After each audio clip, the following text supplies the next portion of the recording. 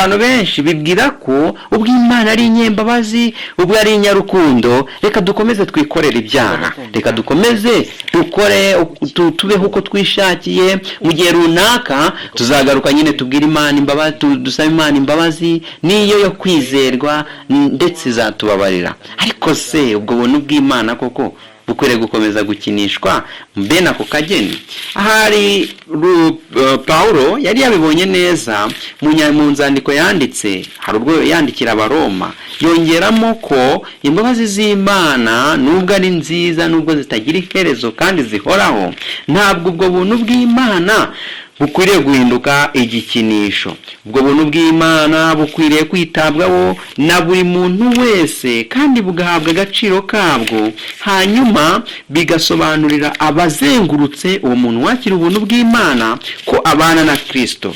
Ibyo bigafasha n'abamuzengurutse guhinduka bakaba abo kumva no kumvira ijwi ry'Imana. Iyo dusomye rero aho mu Baroma igice cya 6 umurongo waho wa mbere, Pawulo arandika ati, nuko tuvuga iki? Tugumye gukora ibyaha ngo ubuntu busage? Ntibikabeho. Mbese twebwe abapfuye ku byaha twakomeza kuramira muri byo dute? Nukuri mwene data, niba warabatijwe ukavuka bushya, ugafata umwanzuro mushyashya wo kubana n'Imana, ntabwo ukwiriye gukomeza kuramira mu byaha. Niba tuzi ko imbabazi z'Imana ziriho, ariko se kubabarirwa n'Imana bikwiye kuba imbabazi z'Imana zihoraho ndetse zikarenga za nshuro twumvise 490 ndetse gukomeza. Ni Yesu wabivuze ati, ntabwo nkubwiye ko umubabarira 7, yabwiraga Petero, ahubwo ko umubabarira 770. Abanyamibare bahita bakubati ubwo ni 490. 490 nizirangira wa muntu ngomba kugira gute? Kurekeraho kumubabarira.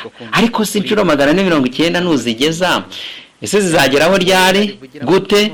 Byagenze bite? Ariko noneho ubwo buntu rero nubwo buriho, tugakomeza kubabarira umuntu, n'Imana nayo ikagira ubuntu buruseho. Ntabwo twe twakwiyumvisha ko ari izo nshuro gusa. Imana igira ubuntu buruseho ikageza ku nshuro zirenze izo ngizo. Ese umaze kubabarirwa ibyaha inshuro zingahe? Iyo utekereje guhera uvutse, inshuro wababariwe n'Imana yawe ni nyinshi, zirenze n'izo 490. Tekereza ku byaha byawe, inshuro wabikoze, ubuntu wagiriwe kugeza muri uyu mwanya ukaba ukiramye. Ariko si ukwiriye gukomeza kuramira mu byaha. Niba warafashe umwanzuro mushya wo kubana n'Imana, ugafata imibereho mishya yo kuyoborwa na Mwuka Wera, ntabwo ukwiriye gukomeza kuba mu byaha. Nuko tuvuga iki? Tugumye gukora ibyaha ngo ubuntu busage? Dukomeze gukora ibyaha kuko Imana ari inyarukundo, ari inyembabazi, turongera tuyisaba imbabazi, turizera ko itubabarira. Ariko se twebwe abapfuye ku byaha dukomeze kubiramiramo dute? Ntimuzi yuko twese ababatirijwe muri Yesu Kristo twabatirijwe no mu rupfu rwe? Nuko rero kubw'umubatizo twahambanywe nawe mu rupfu rwe, kugira ngo nk'uko Kristo yazutse n'ubwiza bwa Data wa twese, abe ari nako natwe tugendera mu bugingo bushya.